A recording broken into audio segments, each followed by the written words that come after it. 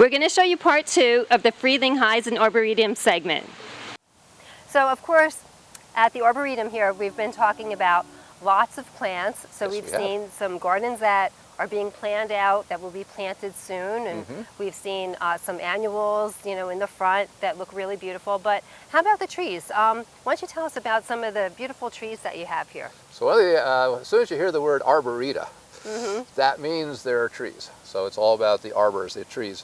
And so there's a lot of really cool trees in the world. And so, and I'm all about native trees. I think native trees are great. They have a lot of great impact. Doug Ptolemy, which I'm sure you've read about, you know, he's always proposing oaks and native trees and cherries and so forth. But on the other hand, sometimes you don't want a huge tree. You're looking for something that might bloom in July. You're looking for something that might grow in the worst gravelly soil in the world. And Macchia, which we're standing underneath, and unfortunately that's the common name too, is the Amur Macchia. Grows, it's native to the Amur River Valley, which is a very cold river valley that separates China and Russia. So as soon as you hear anything with Amur in it, you know it's going to be a cold hardy plant. So this is a cold hardy. It's vigorous in the worst of soils. We planted this pretty much in gravel, and a small planting pit in gravel, and it's done great. So, so anything in the pea family, it fixes or makes its own nitrogen.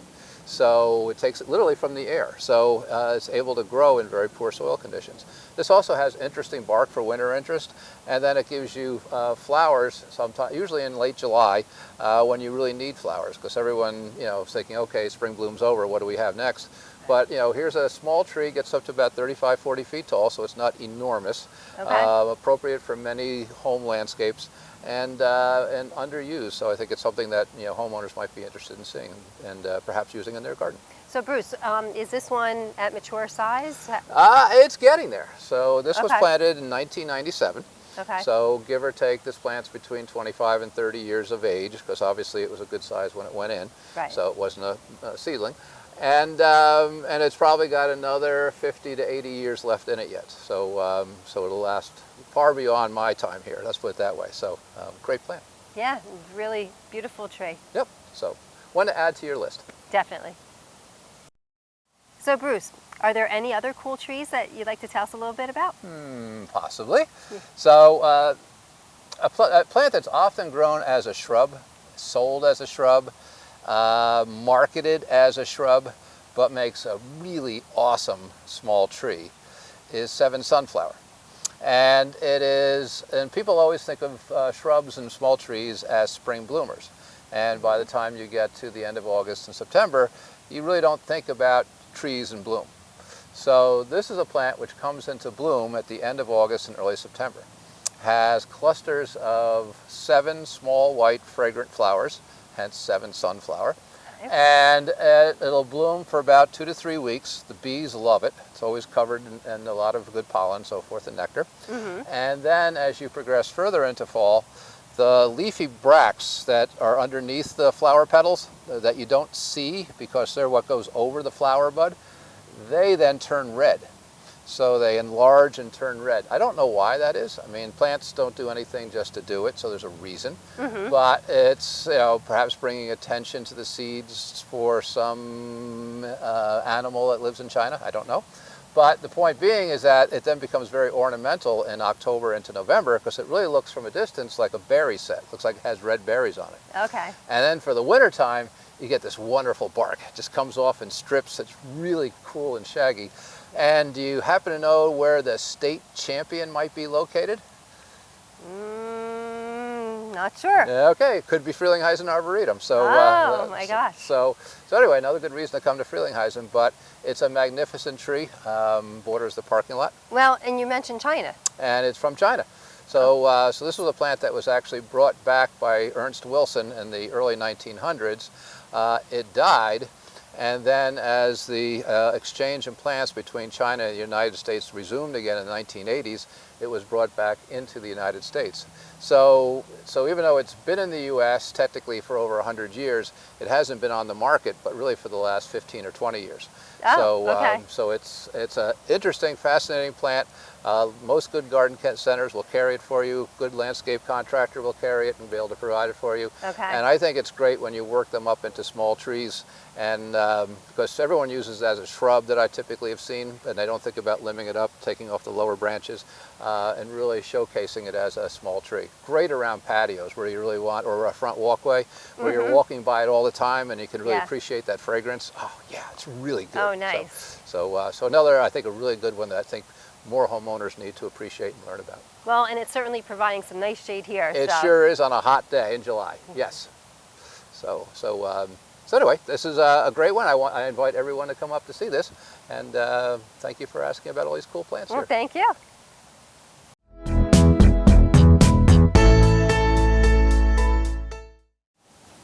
So Bruce, our viewers have heard a lot by now about CNLP. Yes. And I think they might not be clear on what exactly that means and what are some of the things that CNLPs know that maybe the average landscaper wouldn't know. So as we sit here in an arboretum and we have some beautiful flowers right over our shoulder, one of the things that a certified nursery landscape professional has to do is pass an exam about plant identification. And so I think if you talk to a lot of people who are in this profession and actually quiz them, even something as common as what is a sugar maple? Should you use a sugar maple here versus say a Norway maple or a red maple or an oak? Each one, and you go, well, it's a street tree, it'll be fine there. But as you know, sugar maples don't like to be a street tree. They don't like road salts. Right. So these are little things that you would tune in as a certified nursery landscape professional would say, I got that, I know that. So whereas if you had someone who practiced some other part of the profession or was a carpenter or something else and was doing this on the side, probably wouldn't know all those little minute details about the plant material that you need to know. Okay. And then the other part of that too is, there's the common name. The to a common plant. name, yes. But then there's also, the classification that it's in, the genus, the species. Why would that be important? Why does somebody need to know that? Well, first of all, there's in one area, like we're in Morris County, New Jersey right now, there could be, let's take Cleamy. It's a rather common annual, easy to grow. I knew it well. When I went down to North Carolina, they called it cat's whiskers. Okay. And so this guy's talking about cat's whiskers. I had no idea what he was talking about. It was right in front of me. Right. But I had no clue what he was talking about. And of course, I didn't want to seem like the idiot, so I'm like, oh yeah, cat's whiskers, sure. And I'm like, what's he talking about? So, and then, it was actually a couple of years later, I was like, that's a really good name for the plant, but I had never heard of it before. So that's the case in point is people can get confused. So if you use a common name, somebody might say, okay, sure, we'll put that plant in. It's a totally different plant than what you were expecting. So the botanical name was something that was derived by Carl Linnaeus. He came up with a genus and species, and it is accepted worldwide. So if you go to Germany and you say Acer, which means maple, they're going to know exactly what you're talking about. So it's sort of the universal language of plants. Okay, so that you're sure to get the plant that you're looking for then. Exactly. And the variety that you want too. And it could be the variety, could be the color, could be the cultivar, all that. So, and especially if you're shopping yourself and you go into garden centers, you want a specific plant. Sometimes they try to sneak one in on you. That's not what you want. But if you know the cultivar, the genus and species, you're sure to get it. Right. And then so if you check the tag, it usually says in italic underneath. The genus, the species. So if you check that, you know that you're getting the exact plant that you saw in the magazine or whatever it is that you were looking for. You're good to go. Yep, great. At a recent gathering of green industry professionals, we asked these pros to give you some tips and tricks. Here's a few of them. Hey, Mary here. I've got Nancy Peach here. Nancy, nice to meet you. Nice to meet you. Okay.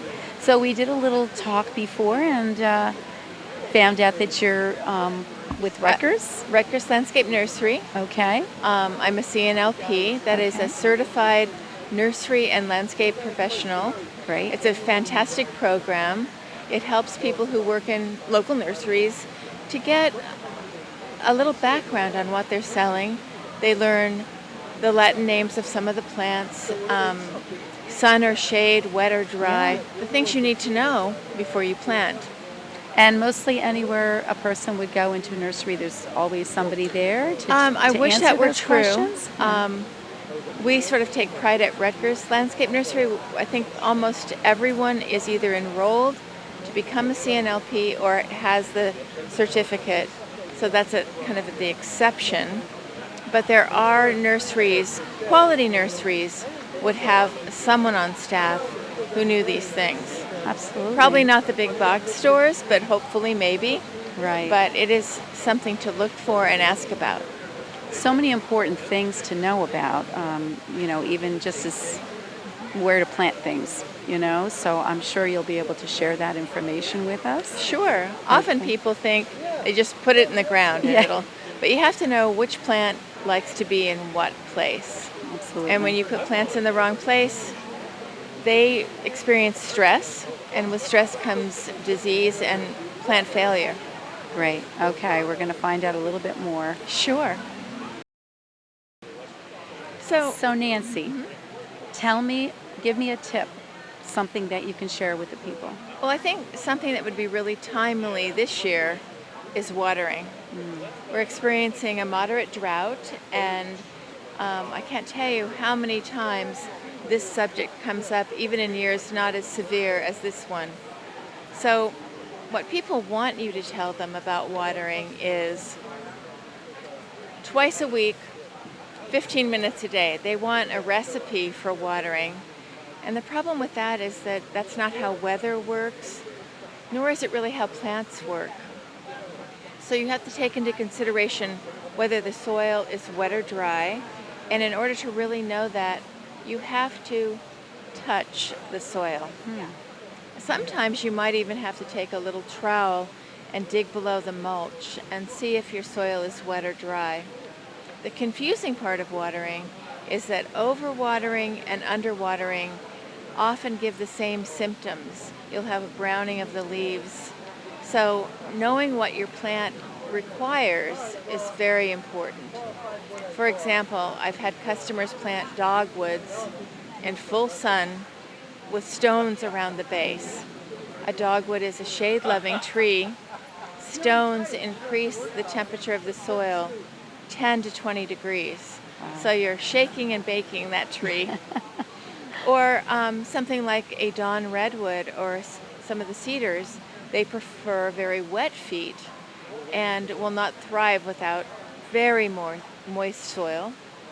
Or willows that drink up your water, you don't want to plant them near your pipes. So there's just a lot of things to know. Your nursery associate should be able to tell you that. But the most important thing is touch your soil, know what your plant or tree needs, and do what's best. I had a woman call me just 2 days ago. She watered her tree for the first 3 months. I don't know where that myth came from. And she hasn't watered her tree at all during this drought. And guess what? It's dying. So the first thing I asked her, how I found out she only watered it for 3 months, was what are your watering practices? And most of the time, not all, that is one of the key sources of plant failure. Yeah, I guess people just don't know that they are living and breathing, organisms that, that need the water just like we do. Well, they think of trees as enduring, and they are, but they do have requirements. Yes.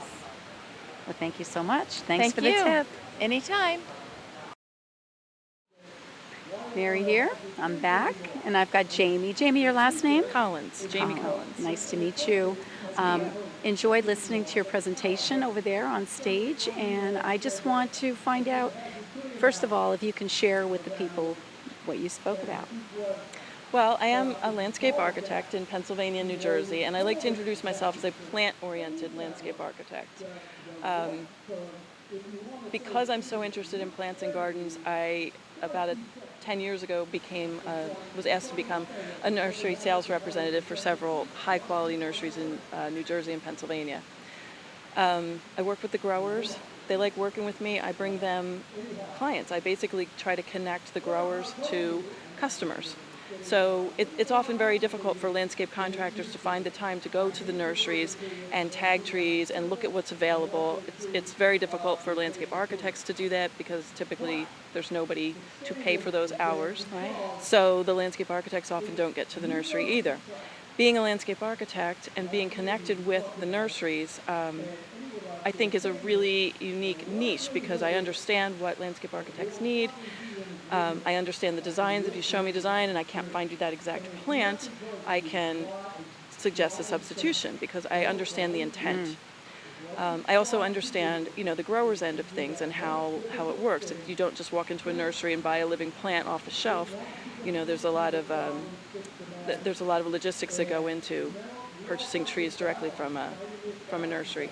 So what I do is I work as a sales representative for the nurseries. The nurseries pay me a commission to bring them orders.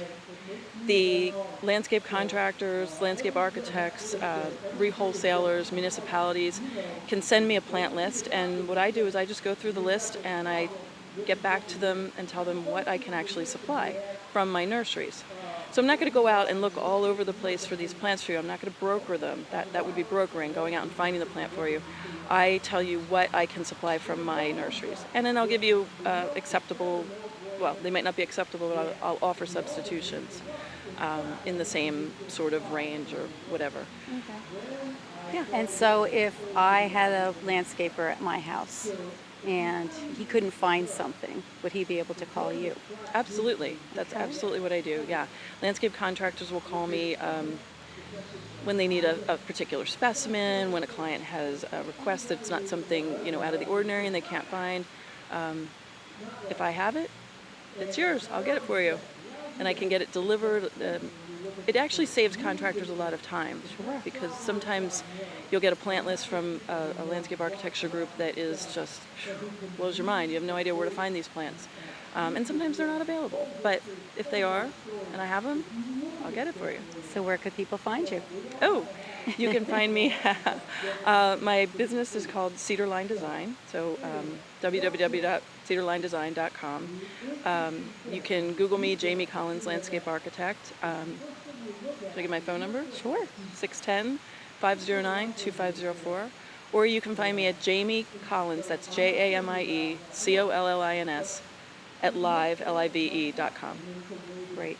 Okay. Thank you so much. Thank you, Mary. Yeah, I'm back and I've got Ed. Ed, your last name? Wengren. Nice I'm to with meet you. New Jersey Farm Bureau. You are. And we've seen each other before on occasion. Yes, and, we have.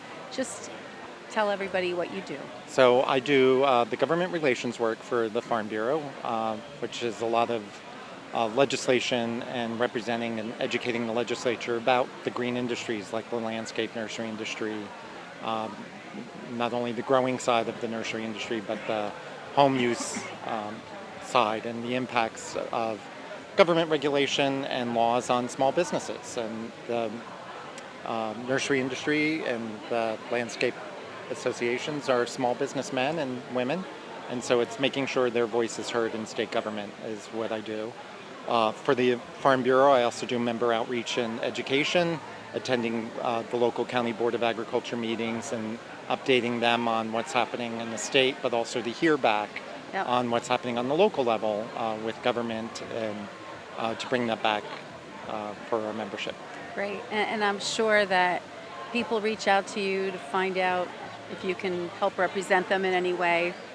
So yeah, a lot of it is, though I'm the everyday person in Trenton, it's really nice when I can connect a legislator with a local constituent who has a problem. Right. And then they can work out on solutions to address those problems. Or for them to hear how pending legislation would impact their businesses. It's great that I can be there for the everyday stuff, but it's really important to teach people and, again, businessmen and women to reach out to their local legislators when they have issues or when they hear of things that might be problematic, because that's the only way you get change from. They need to hear from their local constituents that these are problems or these are areas where they're doing good and helping them. and that's always appreciated. Where could people find you? So the Farm Bureau, our website is www.njfb.org, the initials for New Jersey Farm Bureau, Okay. or my email, edw@njfb.org. You can email me directly, Great. and always happy to help. Thank you so much, Ed. Thank you. Nice seeing you again. Good seeing you. Okay, I've got Tim here. Tim, I know we've met before, and you're a part of the NJNLA. What is that? What does that mean to the person that's watching? What that means is it's a great combination of different industries that are coming together to address common issues that we all face and working together to get to new places, but together. Okay. When did you get involved in this field? So I've been involved with extension and agriculture for most of my life, or I've been involved with agriculture most of my life, and I've been in extension 10 years working with blueberries and cranberries, and now 3 years working in the commercial nursery production world. Oh, wow. So the cranberries and the blueberries? And blueberries, yep. Wow, that's That's interesting. kinda where That's like a totally different thing. It is, and it is not in a lot of ways. When it comes to ag problems, just like with the NJNLA, you can have lots of people give ideas on a topic because we're all using the same tool set. Whereas a root problem in blueberries is very much analogous to a root problem in rhododendrons. All right. And so many combinations thereof. Great. So if people wanted to meet you, learn a little bit more about you, or look you up, where would they find you? So I'm with Rutgers Cooperative Extension. I'm based out of Cumberland County. The best way to find me is looking up Tim Waller with Rutgers, Cumberland County, and my information should pop up. All right. Well, thank you so much. All right. Thank you. Hey, Mary here. I've got Tim Waller here. Nice to meet you again. Nice to meet you. Okay. Tim, can you share a tip with the homeowners? Absolutely. When it comes to your home landscape and your home garden, something that's really often overlooked is how you prepare in the fall for the coming season. Some good tips on that would be if you had, for example, leaf spots in an area, go ahead and remove that leaf litter that has fallen. If you have branches that are dying out or plants that look dead, instead of rushing in there when it's still warm outside, wait until the plant's going to dormancy and then you can prune that out. Also, along those lines, if you have tools and equipment that you use regularly throughout the season, make sure you give them a good clean and sanitize before you use them again. And if you don't know what you're dealing with or you don't know the soil conditions at your property, we have the Rutgers Plant Diagnostic Lab and the Rutgers Soil Testing Laboratory that can help you get better answers as well. Wow. So when you're saying doing the testing, is that for like a problem that's occurring on a tree or on a flower? Yeah, and that would be typically that's stuff that's maybe a little bit more difficult than a Google search. And they can pinpoint what the disease is, if it's a pest. On the soil test side of things, knowing the chemistry of your soil gives you an idea of should I put lime down in my vegetable garden or should I fertilize my landscape? So it can help get you pointed in the right direction. Perfect. Thank you so much. All right, you're welcome. Thank you. So Frank, a lot of our viewers have been writing in, asking questions about watering, because this year in New Jersey, we have kind of a moderate drought right now. So there's rain expected for today. So if it does rain, do our viewers have a day off from watering, or what should they do? Well, you're right, Lisa. We have been experiencing moderate drought over the past probably 4 or 5 weeks. So what you need to do is not rely on the rain that's coming by. So the answer is you would like to get a day off from watering, but you really can't because it's still hot out and the plants are going to use a lot of moisture. And the passing showers that we're going to get aren't going to enable the water to penetrate the soil enough to reach the root systems of the plants, which most new plantings have a root system at least 12 to 24 inches deep. So the whole idea is to continue your cycle of watering the plants. Maybe you could just give them a little bit less water if it's a heavy shower that lasts for several hours. But in reality, a passing thunderstorm, continue your normal watering practice. And what do you recommend? Daily watering for new plants, or? Daily watering on new landscapes when the plants are installed for up to 1 week. So the first several days you're going to want to water twice a day Okay. for about the first 3 days, once in the morning, once in the evening. And then after that, you're going to move to a daily cycle until it's about 2 weeks in. But also you have to use your judgment. If we do go through a period where you get a very rainy, very cloudy day, you need to back off on that day. But once you get through those first few weeks of regular daily watering, it's time to go to maybe a twice a week deep soaking schedule. And then throughout the rest of the summer, until the rain starts to hit in the fall, you're going to really want to water about once a week, Okay. a deep saturation. So say a plant that has a root ball on it that's about 12 by 24, I would let the hose trickle by it probably for about 20 minutes. And so the water gets deep into the root system. That way you know the plant's getting watered on a weekly basis, and that'll help draw the roots down into the soil. Okay. Yeah. So that's I think a good way to do it. Put your timer on for Yes. maybe 20 minutes, and then you know that it gets adequate water instead of standing there with the hose, because it's hard to judge. I think That's when you're tedious. standing there. Yeah, and it's hard tedious.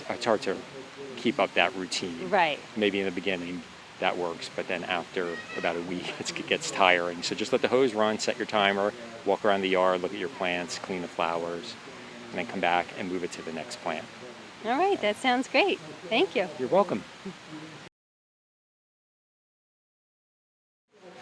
And Frank, I was wondering, when there's a drought, are there any restrictions on watering, especially for new plantings?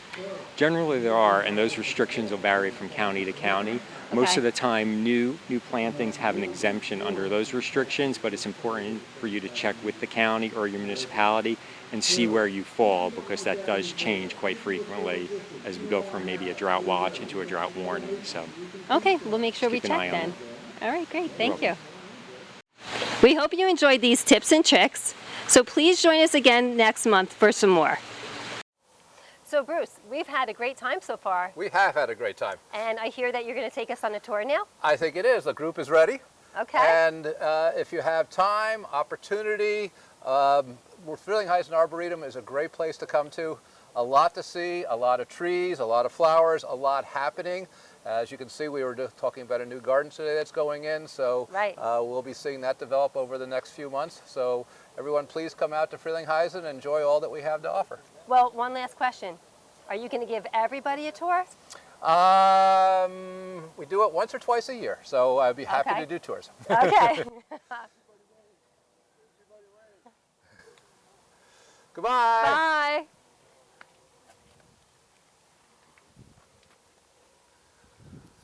Awesome.